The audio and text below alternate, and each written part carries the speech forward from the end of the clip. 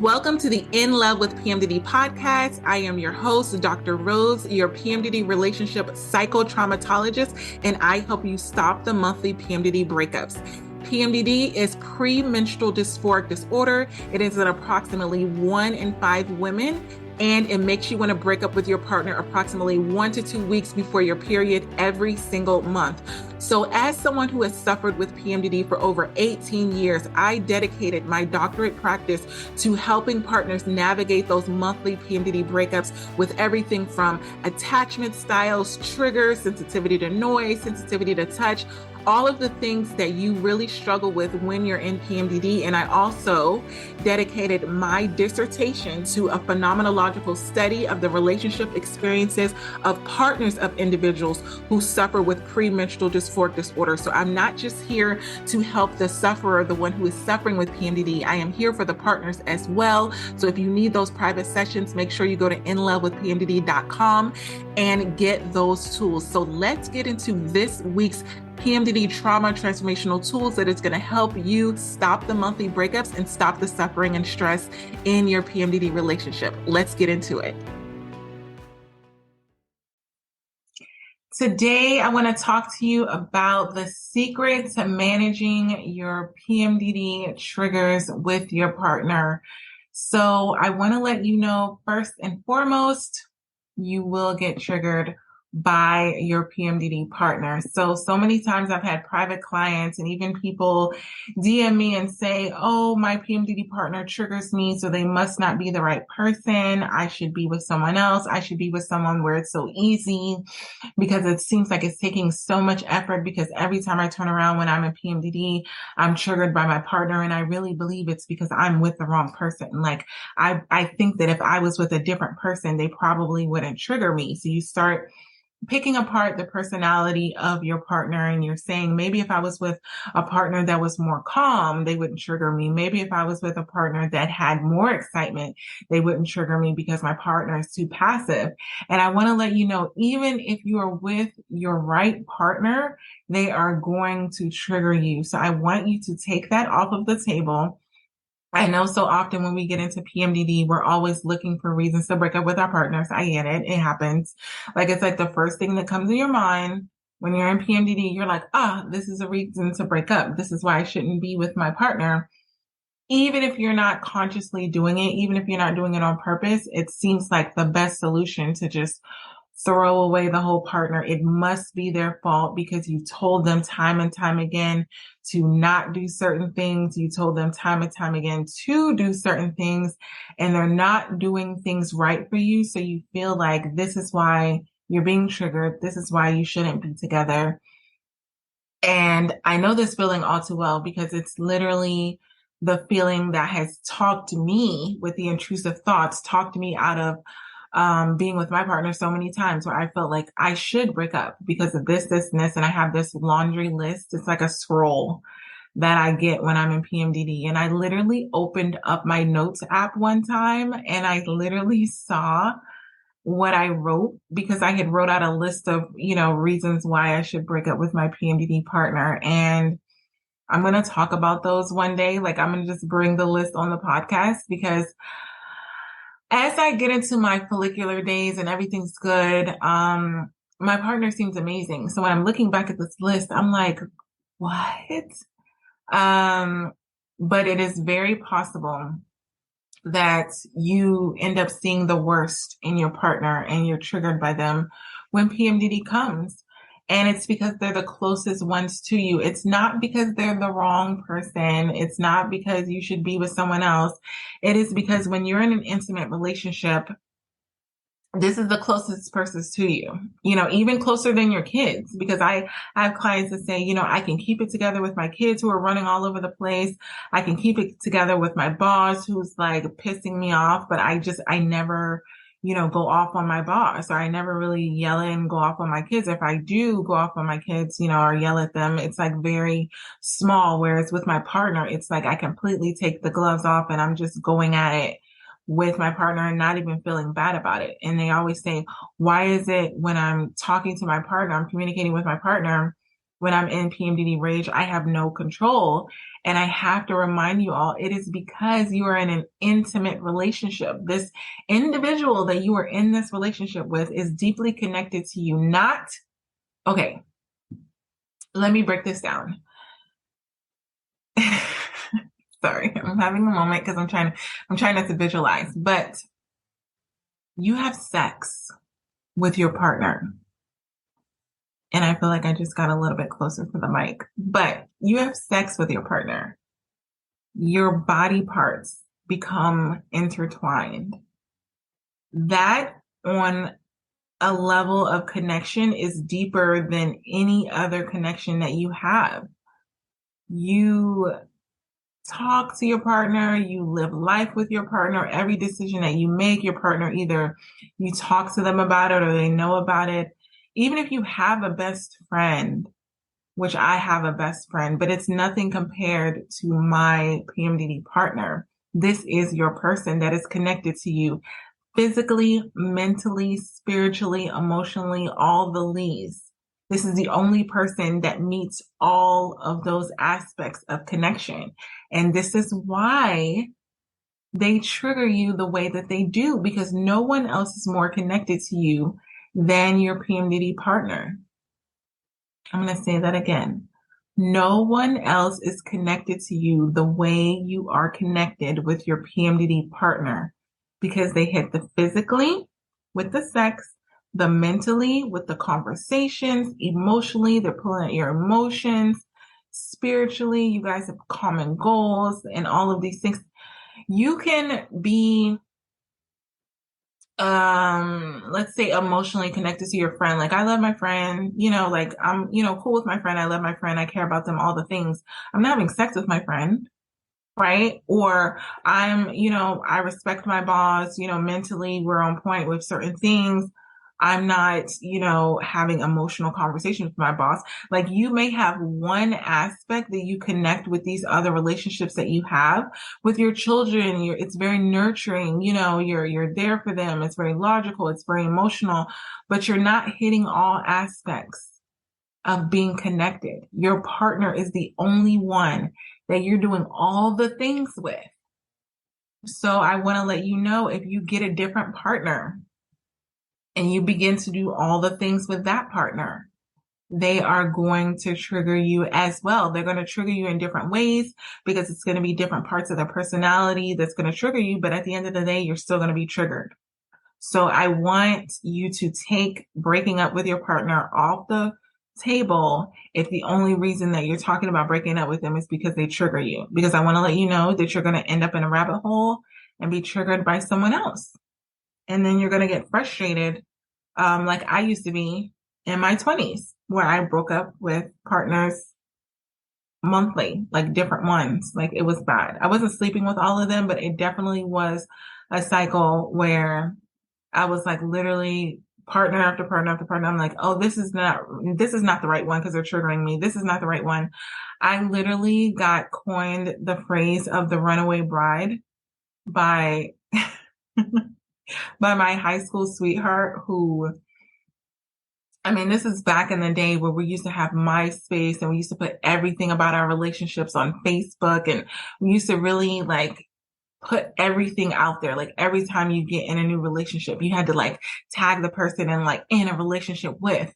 Well, when you're breaking up with your partner every month, that's a little bit that's a little ridiculous to keep tagging different people. And it's like, whoa, now you're in a relationship with this person. Now and I was proudly yeah, because I would be in my follicular days yeah, this is my boo. This is my baby. We're in a relationship. The next month I'm in a relationship with someone else.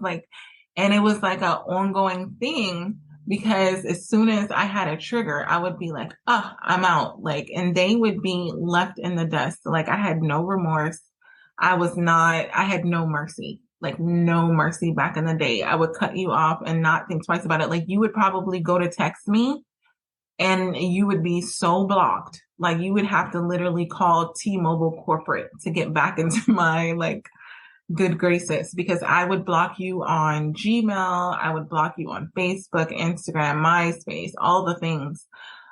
Because once I was done. Like I wasn't one of those individuals that looked back and second guessed things, and I would just go into living my best life. And then when I got in my follicular days, I would attract someone else because I would be like, oh, I still believe in love.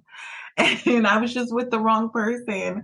And I would get with another individual and yeah, on repeat until one partner literally said to me, this is not my partner. Like my partner didn't say this, but what they said really stuck with me.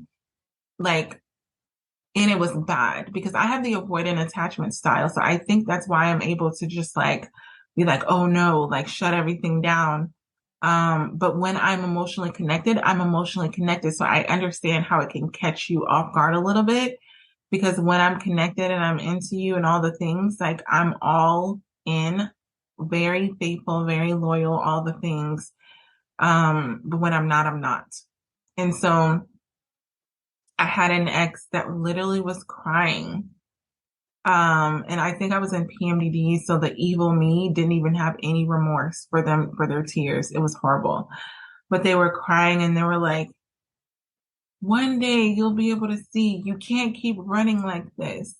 You can't keep doing this. And I was just like, it's you, it's not me. Like, if you would have done this, like I just didn't have any personal accountability for the impact that PMDD was having on my rationale for breaking up. I was just like, a trigger is a trigger. You triggered me, so that's it. Like, I'm just going to go find someone that doesn't trigger me. And in my follicular days, there's a lot of people that don't trigger me because I'm like untriggerable. I made up a word.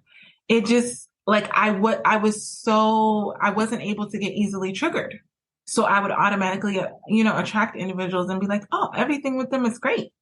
Because when you're in your follicular days, so many things don't bother you. So it's so easy to get into that mindset of like, I can deal with anything, or they have this little quirk.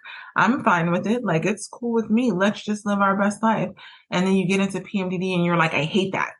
I hate that they do that. I'm trying to think of something that I really had that was such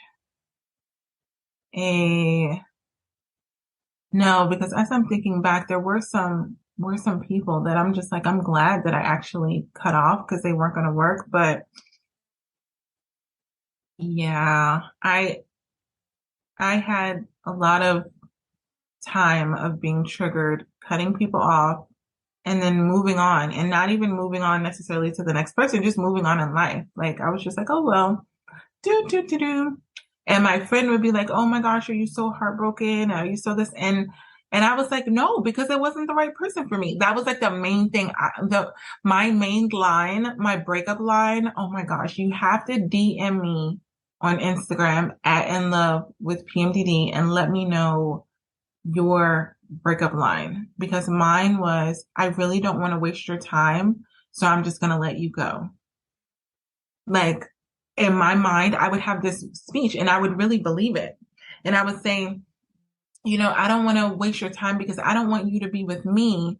And then you miss out with the real person that you're supposed to be with, like you're really supposed to be with someone else. So like, I don't want you to meet them, but you feel, obligated to be loyal to me. So because I don't want to waste your time and I don't want to waste mine, I'm just going to go ahead and let you go to like find, the person that's really meant for you. And then I would like blink and they would be like, what, we were just having a good time. Like, what are you talking? And I would just, all I had to do was be triggered. And I was like, yeah, be triggered and in PMDD. And I would be like, yeah, this is just not meant to be. Like, why go through all of this if we could just part ways, calmly and peacefully? Sometimes that worked, sometimes it didn't. The reason why my high school sweetheart called me the runaway bride is because I was proposed to 4 times. 4 times. And during the course of the engagement, we broke up.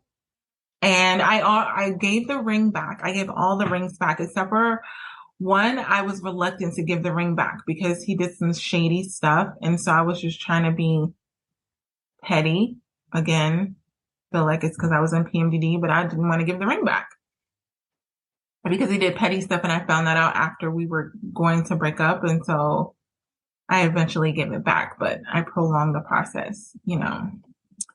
But all of my exes reconnected. Somehow they finagled their way and, you know, wished me the best and all the things. And I just realized like it wasn't necessary. Some of them, it was them, but a lot of it was just like, I remember with my partner, the one I have now, my husband, who's amazing. And I'm saying that he's amazing because, even though I'm in PMDD right now, he was helping my daughter with algebra and I suck in math. And I swear it was like an aphrodisiac because when your PMDD partner like takes something off of your plate that you're like stressing about and they just like take it and handle it, I was just like, oh my God, like take off your clothes. Like I was so, and my love language isn't even like acts of service, but I was so grateful and like weirdly turned on by the fact that he was doing math. It's weird, but this is why I'm basking in his honor right now because he triggered me a lot. And when we were dating and when he proposed, I still said yes. And a lot of the arguments that we had were like right before the wedding, but it was something about him. It reminds me of that movie, Something About Mary. Something about him that he, at his core, and this is what I want you to think about when you're thinking about your PMDD partner. At his core, I knew that he had everything that I wanted. And for me, I'm a very complex individual.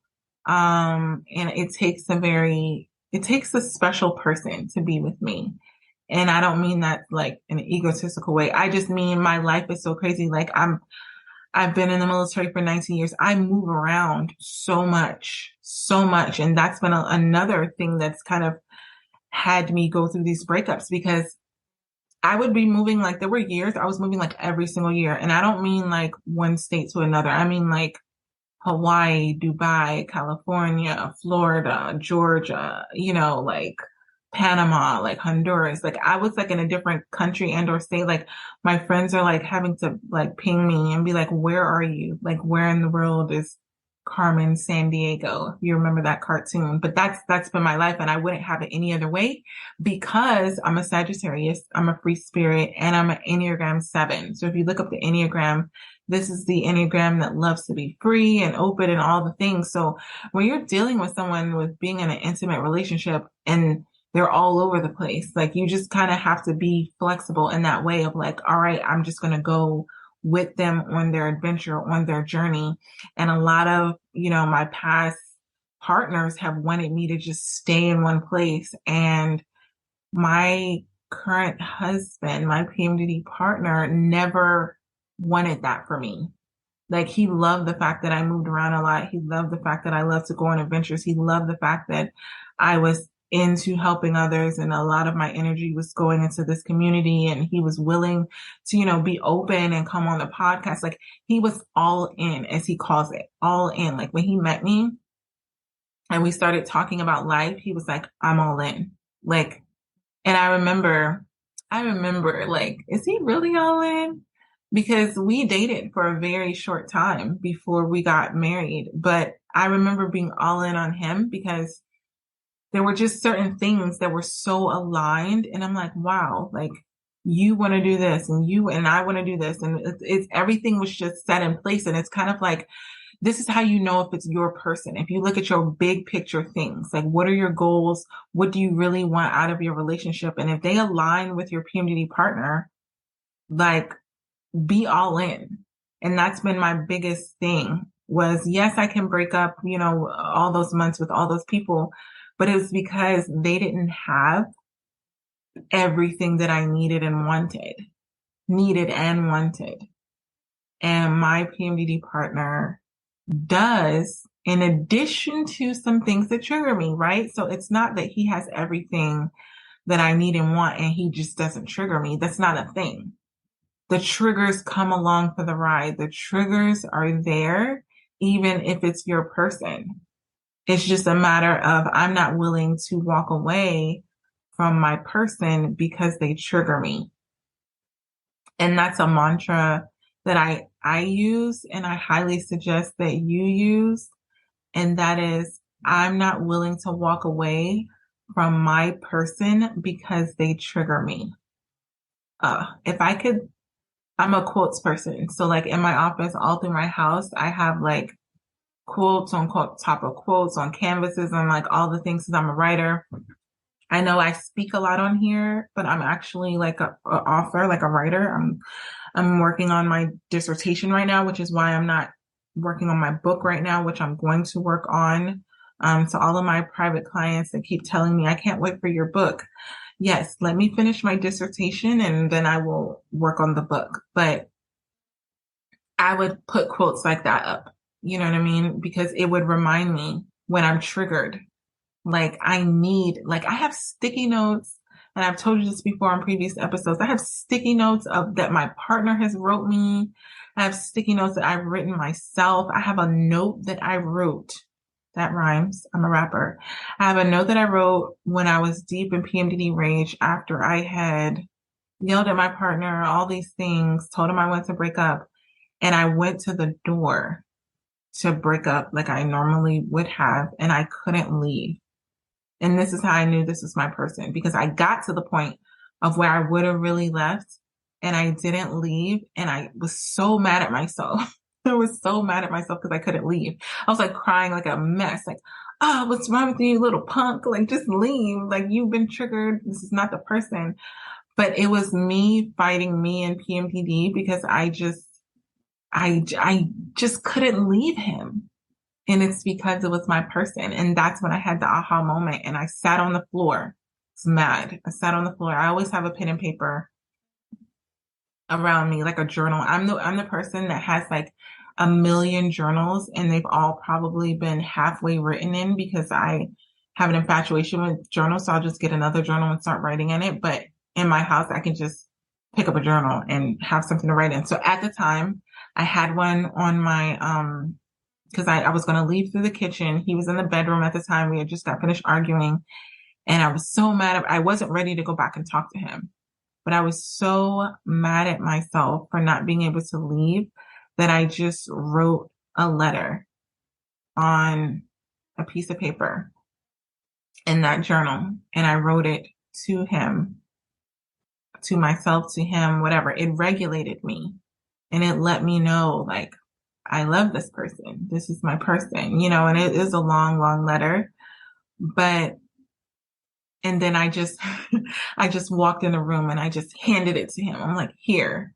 And he was willing to take whatever at that point, he just was like, what the heck is going on? Like, is this going to give me like the answer to what was going on? So he read it, and then he just gave me a hug, and he, sat there with me, and I was crying and I was miserable because I was so freaking pissed that I still felt triggered by my partner, even though I knew that I wanted this to be my forever partner. And I was so pissed because I felt like when I meet the person that I'm supposed to be with, I'm not going to be triggered. And I'm like, not you too. If you think about those football coaches on the movies, and it's like, you let me down, son. Like, that's how I felt. I literally felt like telling my partner that you let me down. Like, I thought I was going to be triggered by you. And I still was. And then that's when I realized, like, okay, so you can be triggered by your person and they still be your person. So I know I'm talking a lot about triggers, but let's just dive really deep into what a trigger is, an emotional trigger. And it's something that you may be surprised by. Like, it surprises you because it could be a comment that your partner makes when you're in PMDD, and you're like, oh, like it triggers you. And you suddenly, I repeat, you suddenly feel very sad. You feel very angry. You feel very offended. You feel like it's so out of proportion from what's going on in the moment. It's like a shift, like a switch, like somebody just flipped the switch. And so you could be in high emotions, really feeling good and connected. This has happened to me before where I've been on a date with my partner and we've been in, having a good time. And then he say something and I like look up from my plate, like, what did you say? And I feel that trigger and I'm like, and so an emotional trigger is the psychological term for when your reaction has more to do with your past than your present situation. So in a lot of cases, I know we talked about a couple of weeks ago about post-traumatic stress disorder, PTSD with PMDD. This means your partner has mentioned something, said something that is not just triggered you from what's going on in the moment, but is triggered from something that happened in the past. So you could be having PTSD if you make a comment, for example.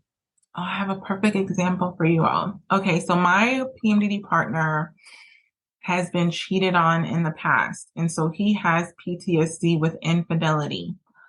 This comes up a lot in our relationship. And what happens is I am triggered by being controlled, like asking me a lot of questions or second guessing my character because I'm a very loyal person. Like once you're my person, like that's it. Like I don't care if, you know, the king of Zimbabwe came and was like, hey, I want to like marry you and give you everything in the world. Like, it's like, no, I already have a person. I'm good. Thanks. Bye.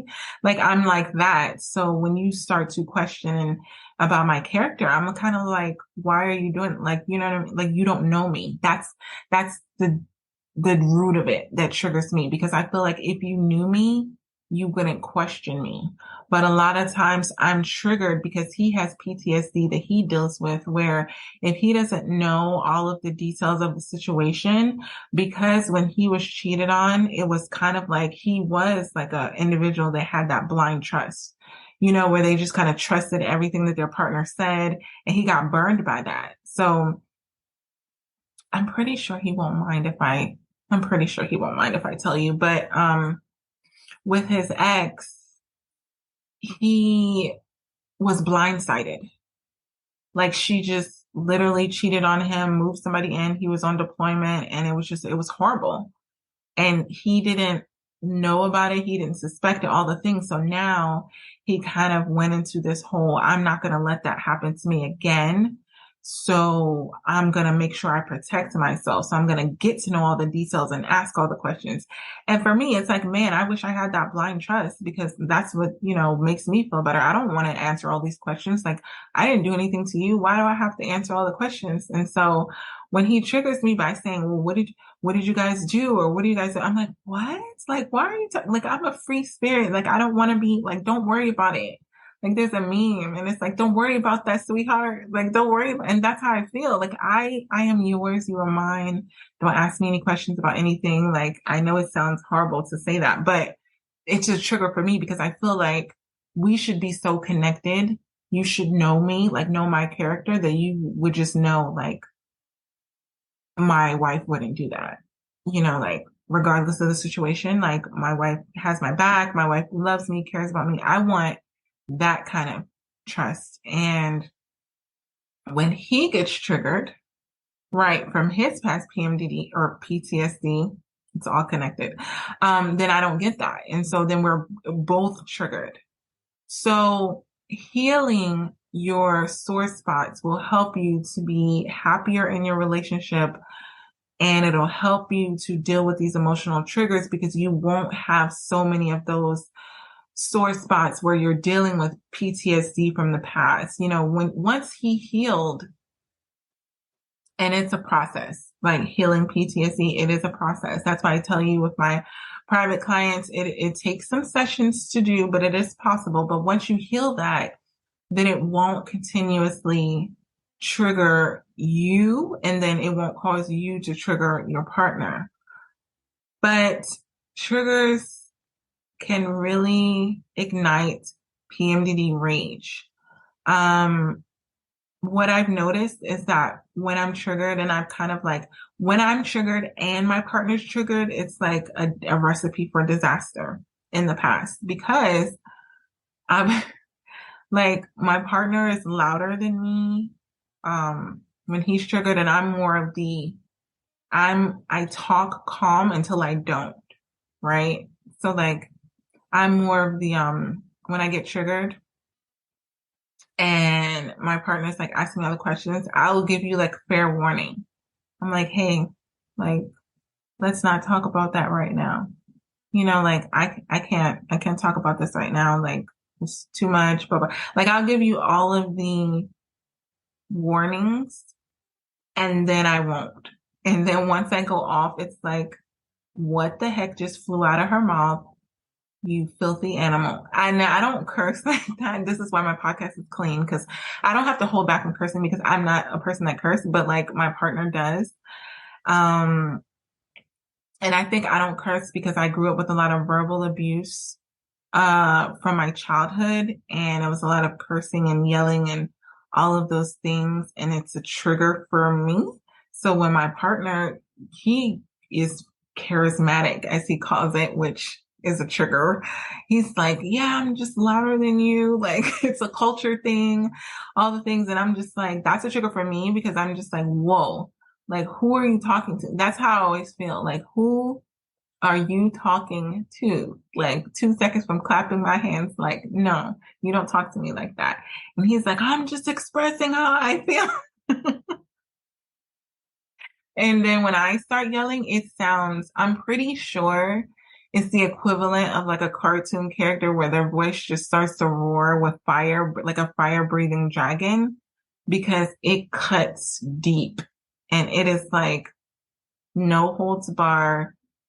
I don't even know. Like I tried to warn you. It's too late. It's already come out. I've already said the things and I'm going to keep drilling it in. Like once it's been ignited and I get into PMDD rage, I don't really let up. It's like that wild horse and you're like trying to like reel it back in like, whoa, Nelly. And I'm just like, no, because and I just go in, and that's when my partner actually stops talking because he's, taken aback. But yeah, it's like, I want you to like think about what does you and your partner look like being triggered? Because if you're both like triggered and you're both kind of calm, like, hey, this doesn't feel good, we probably shouldn't continue with this conversation. I feel like that's a lot better to manage than if one person is yelling and one person's like, hey man, you're not gonna keep talking to me like that. So what I would first say is to think about what that looks like for you. And that is my first PMDD trauma transformational tool, is to slow down and pay attention to what that trigger feels like in your body and resist the impulse to react immediately. I would suggest doing what I do, which is give the little hints and be like, hey, to your partner, this doesn't feel good. I'm feeling triggered. Like I would suggest getting a statement, a common statement for you and your partner. This is what I do for my private clients. And it's just a blanket statement where they know when the partner says the statement, like all hands off, like we're not talking anymore, like we're giving space. It's like when the boxers go back to their corner, the bell has been rung and it's like, oh, okay, let me like take that little thing out of my mouth and take my gloves off and kind of relax a little bit because we're not going to be fighting anytime soon. It's kind of like, let me go back to my corner and relax. But you need to figure out what that statement is, and it has to make sense for you to be able to remember what that sounds like in the moment. To be like, I can't handle this right now. Well, this is what I said, or this is what I've offered to one of my clients and they took it. And that is, I'm not available to talk about this right now, but can we talk about this tomorrow morning after breakfast at this time? Because a lot of times what my partner wants to know is that we're going to talk about this again, because his big thing is being heard. He needs to be heard. I guarantee you, it's either you or your partner that is a need. Once you've been triggered, you need to be heard. You need someone to hear you out, for you to get everything out, every emotion that you're feeling and thinking and all the things. You need to be able to get it out. Me, I don't need that. I deal with things intrinsically. I deal with it on my own. I don't need to really talk to you about it. I need to get to a place where I regulate myself by doing something. I may do like a workout, I may watch Netflix, I may journal, I may meditate, I may dance around to Afrobeats music, like, or put on some really good feel good music, and then it won't bother me anymore. Like I need space and time to be able to regulate myself. And then I don't want to talk about it because I'm already regulated and I don't want to get unregulated. So I need time to myself. What I've noticed is that my partner is the exact opposite. He needs time with me, but he needs time with me in order to address his trigger in a manner to where I'm receiving it. And so I need to be in a certain mindset in order to receive the things that he's trying to tell me. Because if I'm barely not triggered and then he says something, I get re-triggered. Have you ever been in that situation where you've gone into a conversation and you've gone into it like for the specific reason of dealing with an issue, and then you end up arguing about it all over again, and you're like, how did we get here? Like, we originally went here to talk about it. Now we're like back angry again. So find out what your regulating activity is, your emotional regulating activity, your ERA. I'm giving you a little bit of insight into what I use for my private clients when it comes to triggers. And once you find out what your ERA is, your emotional regulating activity, then you can go to do that and let your partner know what that is so that they know when they see you bouncing around, then they were like, oh, they're emotionally regulating themselves. Like they're getting calm. Like you can call it whatever you want. Like one time, me and my partner were arguing and he had left the house and he stormed out to like, I don't know, do whatever, like calm down, even though he doesn't calm down by going out like I do. And he came back in and I literally had music blasting and I was dancing around. And so he was kind of still angry, trying to come back in and like talk about the situation. And I'm over here like dropping it like it's hot because I'm trying to just get that good energy in and that negative energy out. It was like, he literally walked in and then he like went straight to the room. Like, what the heck is going on? Because I was just in the mode of like, I just need to let it go. Like I'm like a hippie in that way.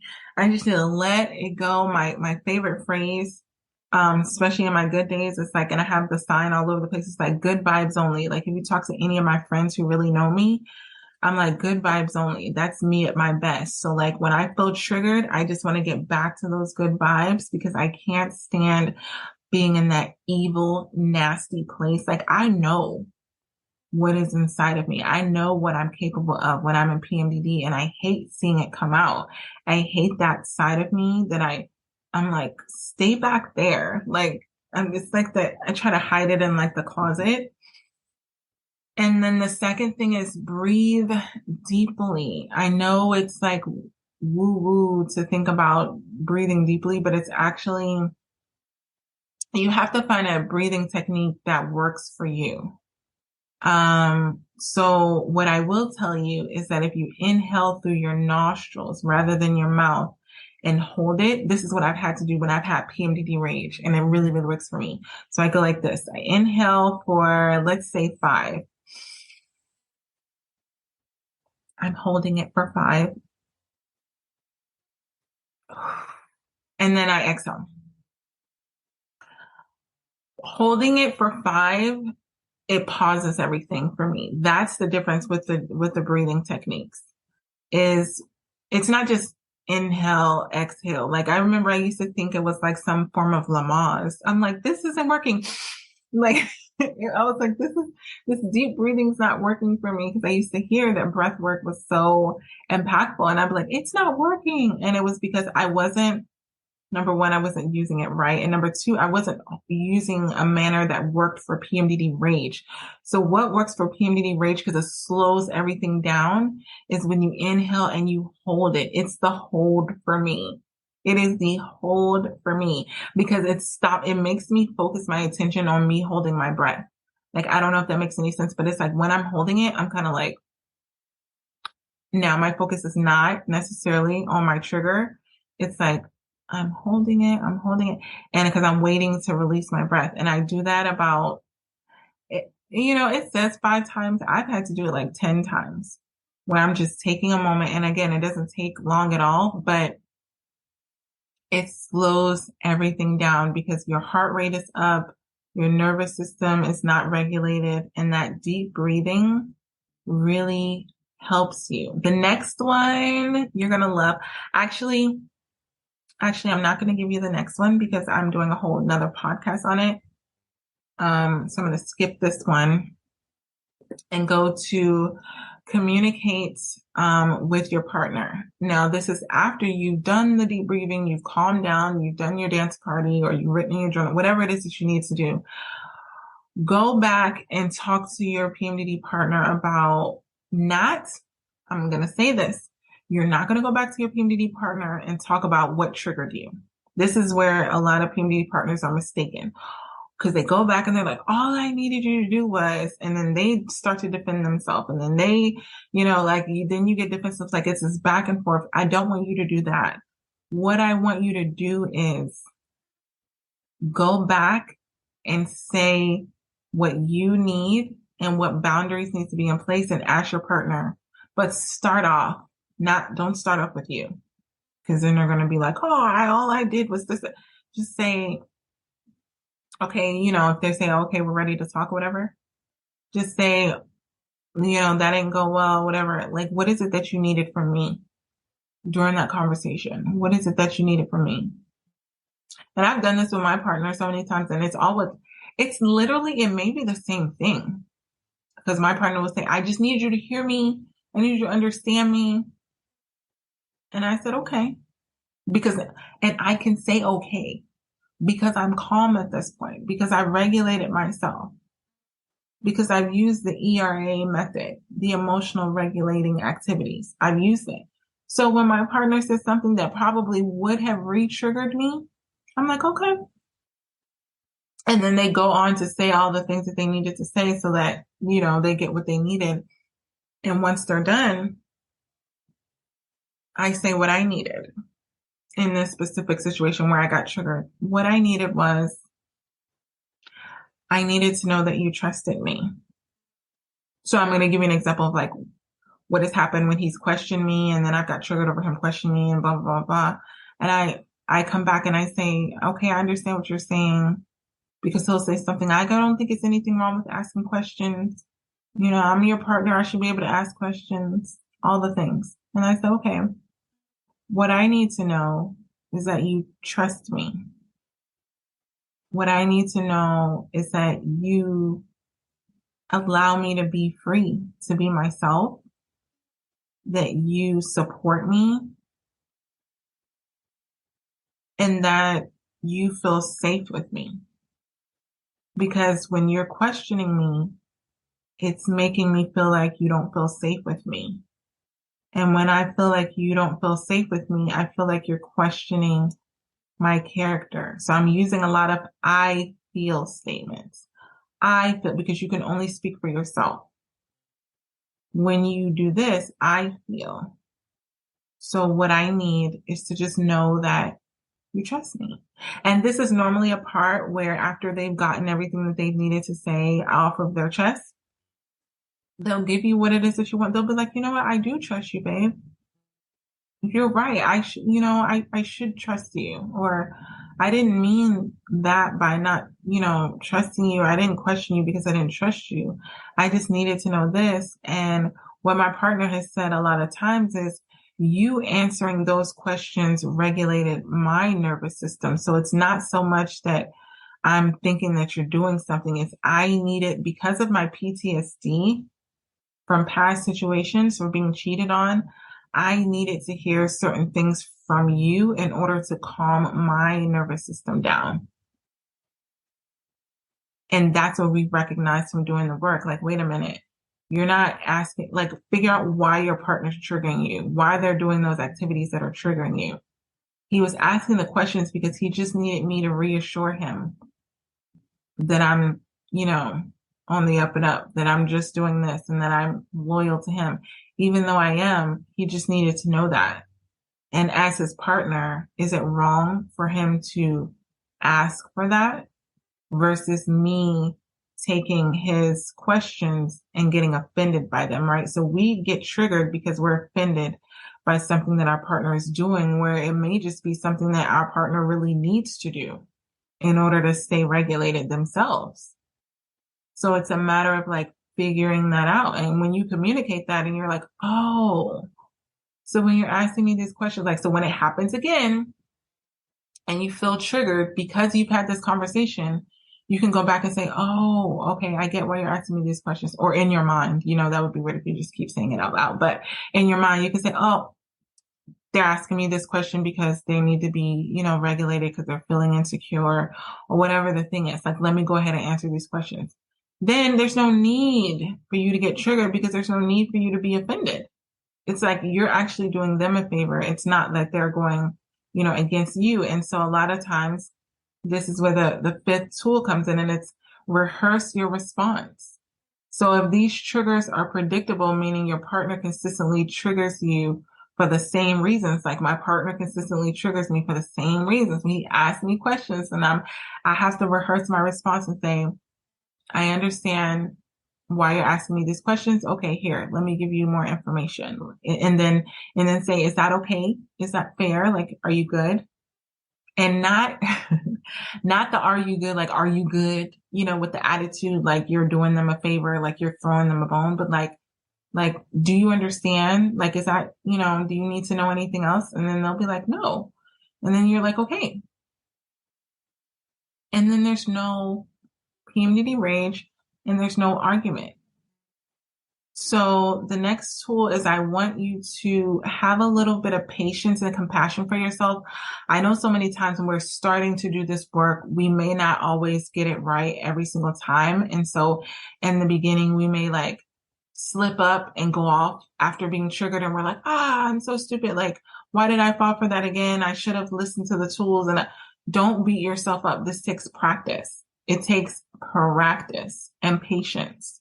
So as you're working through certain situations, you have to you may need to avoid putting yourself in those situations that you get triggered in while you're dealing with this, while you're testing it out, right? Okay, just minimally test it out. Don't throw yourself in the deep end. So if you know that there's certain circumstances that you get triggered in, don't immediately listen to this podcast and then go right into it and be like, I should be able to respond, by my partner triggering me perfectly.